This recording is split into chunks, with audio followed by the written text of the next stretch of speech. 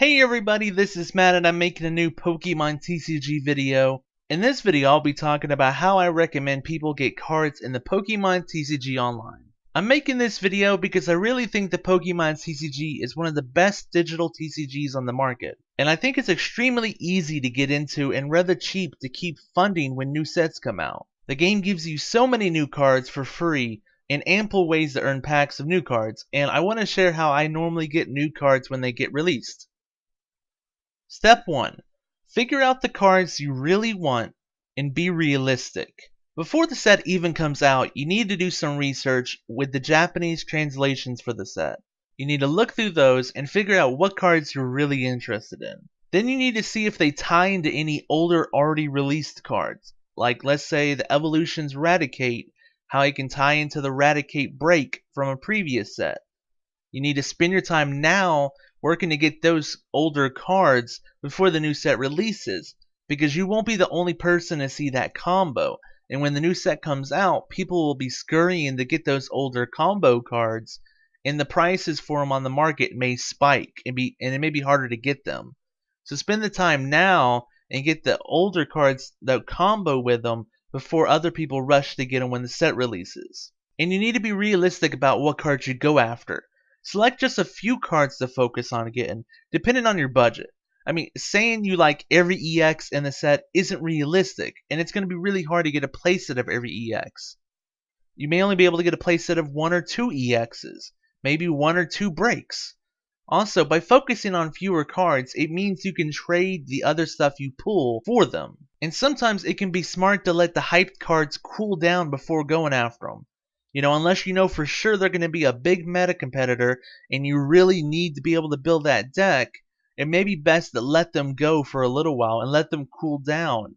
Maybe let people figure out they're not really a meta deck or they're not really going to be popular, then you can go get them. And sometimes if you pull those cards and you're not in a rush to build a deck, you can capitalize off of it by trading them away for a lot of really good cards that other people are not interested in right now. You know, for instance, when Steam Siege came out, I knew for sure the full art Sycamore was going to be a very popular card.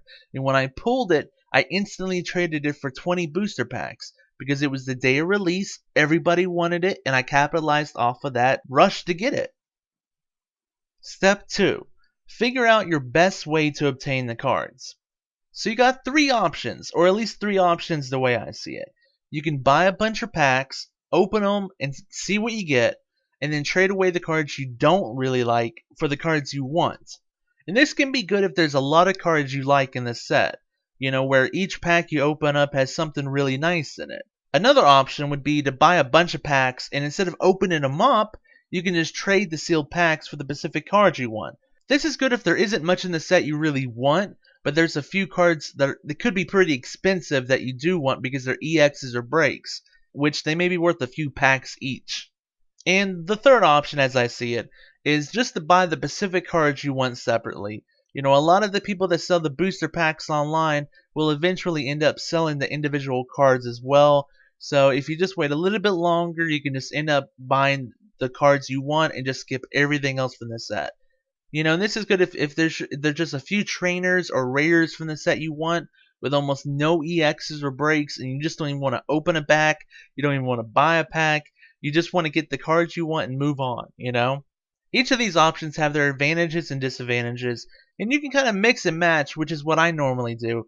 I normally buy a bunch of booster packs, and then I open up about 80% of them. And then with the rest of the packs, I trade them for the specific cards I want that I didn't pull in the 80% of booster packs I opened. And then I trade away all the EXs and breaks I pulled that I didn't really want for the stuff I still need.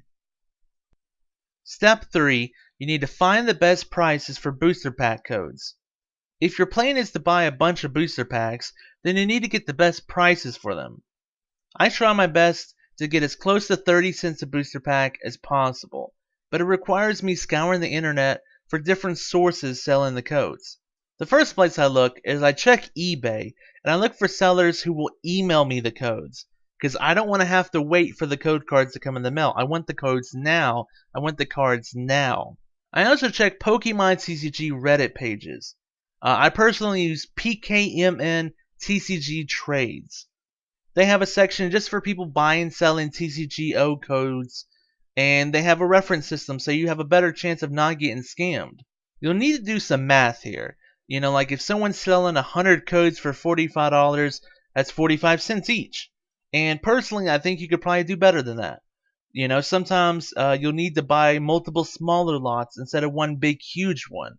One person may be selling 20 codes for $7, which is 35 cents each, which isn't bad. And another person may be selling 36 codes for $12, which is like 33 cents each, which is even better. It may require more work to coordinate and pay each person separately, but you'll get a better value than buying one more expensive larger lot of codes. Step 4. Research the market and trade smart. Before you start trading to get the stuff you want, you need to research what stuff is going for. And this applies to when you're trading booster packs for specific cards you want, and when you're trying to unload the cards you don't want for extra booster packs. Before you start this process, realize there's a lot of sharks out there that will try to rip you off. They're going to put countless trades up on the market that will get them a lot and get you very little. But you can use these rip-offs as a guide of what not to do. Search the trades as if you were given the card and see what people will give you for it. So if someone is giving you one pack of evolutions for 4 copies of Beedrill, that's a rip-off, perhaps it's worth asking a little less, like 2 copies of Beedrill for a booster pack. And then search trades as if you were getting the card and see what people want for it. So if someone wants 3 booster packs for 4 copies of Beedrill, which is a rip-off, perhaps it's worth offering a little less, like 2 booster packs for 4 copies of Beedrill. In the end, it costs very little to list the 8-hour trade. It doesn't hurt to put the offer out there and see if anyone bites. You lose a few coins and can readjust your trade if nobody picks it up. But if someone does pick it up, awesome! Once you've got your packs, cross your fingers for good pulls. But hopefully, if you got in the packs for a decent price and follow the tips in this video, you have a better chance of getting playsets of the cards you really want. Let's go over the tips one last time. Focus on a few cards, figure out if you want to open up packs, trade packs, or buy individual cards, find the best prices for the packs, and research the market and trade smart. Watch out for those sharks. Well, best of luck everybody, and I hope you have a great time playing the Pokemon TCG in the future. Thank you so much for watching this video and supporting the channel. Have a great day everybody. Bye-bye.